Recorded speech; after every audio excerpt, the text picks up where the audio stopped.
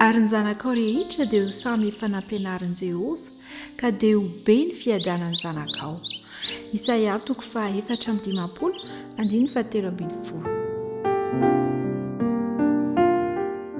Tarovy fanomena fahaiza-manao ny ankizy sy ny tanora mba hanome voninahitra an'Andriamanitra. Mba halavrary izany dia tsy maintsy anjarantsika ny mampianatra mikolokolo azy ireo ny amin'ny fiainam-pankatoavana araky ny fanompoana an'Andriamanitra. Rehefa izany ataontsika dia ho tonga fiainana filamatry Kristy ny fiainan-tokantrano.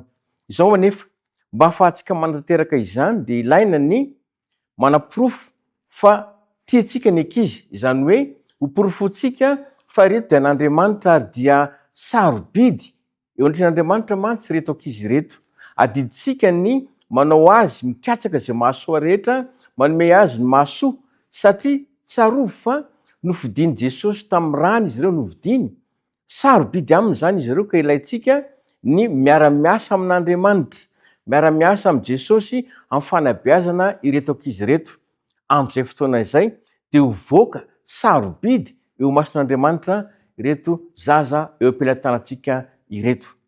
Alohan'izay nefa dia izao, ilaina ny tokantrano zany maneho modely amin'ny fanarahana ny fahamarinana.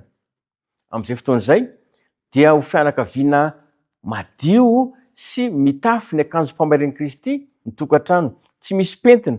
Malohan'izany indrindra dia tiako ny anomenao reto torohevitra vitsivitsy reto ahafahanao manatratra izany tanjona izany. Voalohany dia ny hoe aoka ho manana ny tokantrano amin'ilay fivian'i Kristy, tsy ho ela intsony, izany hoe miala tsikelikely amin'ny fiainan'izao tontolo izao sy ny filan'izao tontolo izao. Ho manana koa ny tokantrano fa misy ny antsoina hoe fitsarany lanitra izay hanomana, hametra, indrindrandrindra ny hoe ahatonga antsika ho tafiditra ny amin'ny fiaina mandrakizay. Ary ny farany dia ny hoe anana ny antsoina hoe fanantenana fa ho avy Kristy. Ka ilay fivian'i Kristy no ampiditra atsika ho any amin'ny fiaina mandrakizay dia ny tokantrano izany. Malohan'izany indrindra dia izao, tsara zany ny mba hanana ny tokantrano ny antsoina hoe filamatra ambony araky ny lanitra. Iainana, ampiasaina ary beazina ny ankizy hanan'izay fanantenana lehibe izay. Izao no torohevitra ary izao no azo mibara manoloana izany.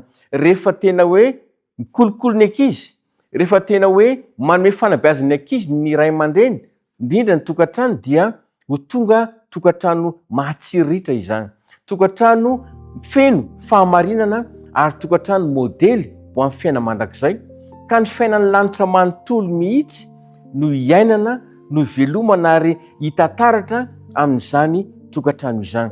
Tian'Andriamanitra raha ny tokantranonao no anisany ary ho zava-misy amin'izay nambary rehetra izay sambatra, finaritra ary amiram-piratana voninahitr'Andriamanitra.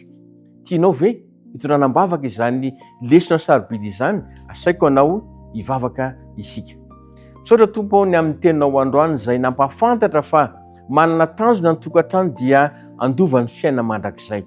Dian'izao sahady dia volavolao ny tokantrano amin'ny fitaizana, fanabeazana ary indrindraindrindra ny hoe fanomezana izay mahasoa ireo zanaka an-trano rehetra ireo.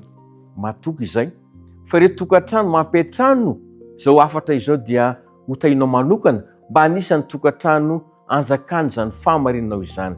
Amin'ny anaran'i Jesosy, amen.